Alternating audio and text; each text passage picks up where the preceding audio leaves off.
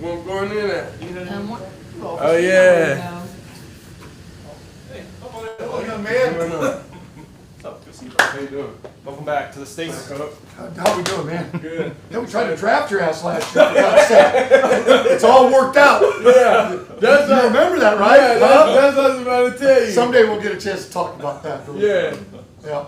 Awesome. Well, sit down. What's going in at? Oh, yeah.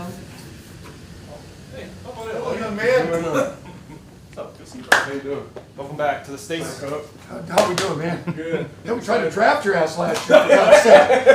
It's all worked out. Yeah. That's You what, remember that, right? yeah, that's what I was about to tell you. Someday we'll get a chance to talk about that. Yeah.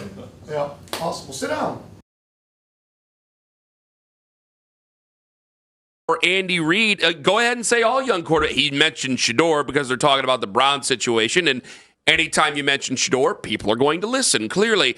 But it's unless they go out and steal Sean Payton or Andy Reid away from their teams, it's like, well, why are you paying attention to any of them? Well, he said he hasn't won as a head coach, so by that logic, anybody that's not John Harbaugh that got hired this cycle, Or last year, don't listen to them. Caleb Williams should not have listened to Ben Johnson. Like, but this is my problem with it. Like it's about you when you put. We all know about SEO, all right? Lima SEO is search engine optimization. Yes.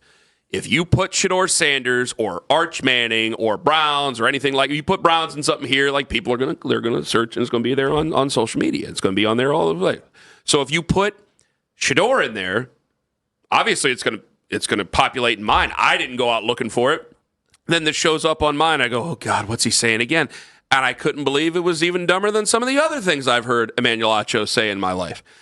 And I just couldn't believe what was being said. And I go, well, this is part of it. This is why I get so upset about some of the stuff that goes to Shedeur and why some of the stuff that's being said about him over this last year. Because I can't stand it when people go, well, it's not even a point. Like when I got into it with Jason, like they need to do, when he said he needed to be cut, I go, that's ridiculous. Over what? Over goofballs on podcasts and goofballs on social media and goofballs on the radio and TV? I go, no. You don't cut a guy over that. You deal with it. You're a professional sports organization. You're a professional football team, for crying out loud. So this is what I wallow in, is silliness and stupidity, and this is as dumb as I've ever heard in my life. But it contributes to the silly conversations and stupidity of what I've heard surrounding a quarterback that we can't even really have a legitimate conversation about over the last nearly 12 months. I've obviously gotten frustrated at times over people speaking for Shedeur that I don't think have Shedeur's best interest. But I don't even think Shedeur, and you guys tell me, the Shedeur fans, and I just pulled up our YouTube Live to see the comments. I don't believe that the Shedeur fans that go after people like me on an everyday basis, I don't think they associate with these comments, because I think what I saw, you guys correct me if I'm wrong, I'm on the YouTube Live right now. I think you guys were excited about going from Kevin Stefanski to Todd Monken based on the work he had done with Lamar Jackson and others, but I thought you guys were excited. So I'm surprised. Do you want to put out the back call to the Shedeur fans and see whether or not they are excited about Todd Monken? Yeah. Because if this is pro Shedeur, I mean, this is ridiculous here. The Todd Monken thing is their new head coach and not listening to Todd Monken. What are you saying? You've been in an NFL locker room. Even if you took a tour of an NFL locker room, you know that's a stupid thing to say, let alone actually put on a jersey. That's the dumbest thing I've ever... honestly, of all the silly-ass things that we've been talking about for the last nearly 12 months, considering Shedeur Sanders and all the things that I've looked at and I've gone, geez, I don't even want to give that the light of day. And I give this a light of day because I go, this is an abomination here of the sport and of the team and of him. And I hate that people are going to hear that, and then when I go, you got to give them another chance because of what the rest of the locker room is, what the rest of the quarterback room is, and what we can seriously get. Somehow, I'll get roped into this silliness, and that can't be done. It can't be done. He may be a great quarterback. He may be a passable quarterback. Let's crawl before we walk here. There were definitely things that I think he got better at, and that I think that you had to watch. And a lot of people don't want to accept that because they have arguments online about this stupidity. I have seen most on here right now on YouTube Live, they are saying they are excited and they are not listening to Emmanuel Acho. Thank God. Thank God there's common sense out there. Even on the internet, there's common sense. 216-474-0092. By the way, Owen, I know you're doing a lot of work over there for our 8 o'clock segment coming up.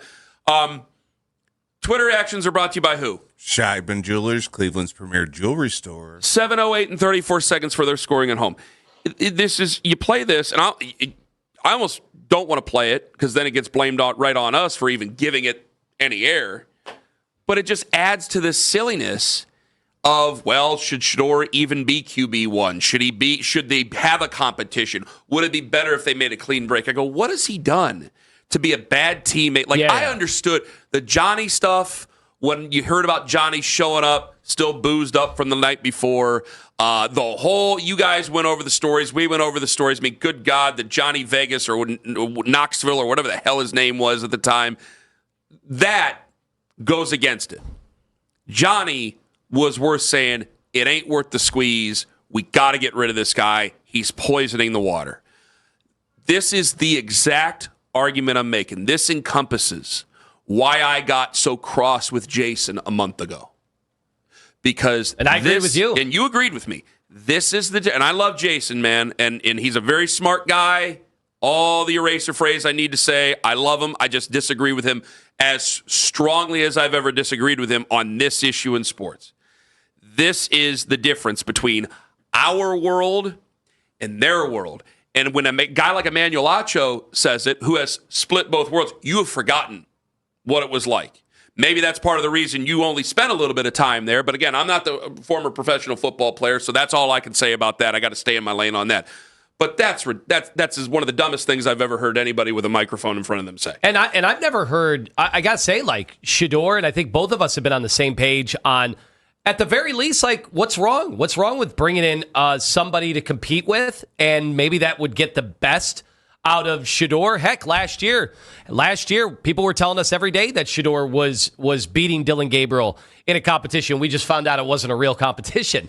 It wasn't actually a competition to win the starting job. And that might be, and you know what? That is one of the reasons I can't deny it, because I've seen a guy where and some people are defensive of Dylan Gabriel, and that's fine. I don't give a damn.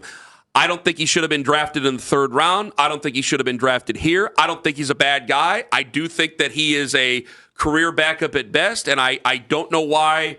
I don't know what Kevin or what anybody else saw in him to draft him, and I think that has been proven already, and that has been brought up several times. I mean, Zach even brought it up earlier this week. He came running out for the Senior Bowl, and Zach checked him off, and they drafted the guy in the 3rd round. So that didn't make any sense to me. And to me, in our world, that's the Waterloo of Kevin, is that I saw a guy afraid to push the ball down the field, afraid to challenge a defense. He might have a great computer brain. And if he's going to be a head coach, by the way, he's going to have to get out of that conservative mode if he's going to do it, or understand that there's going to be guys who have better physical attributes than him.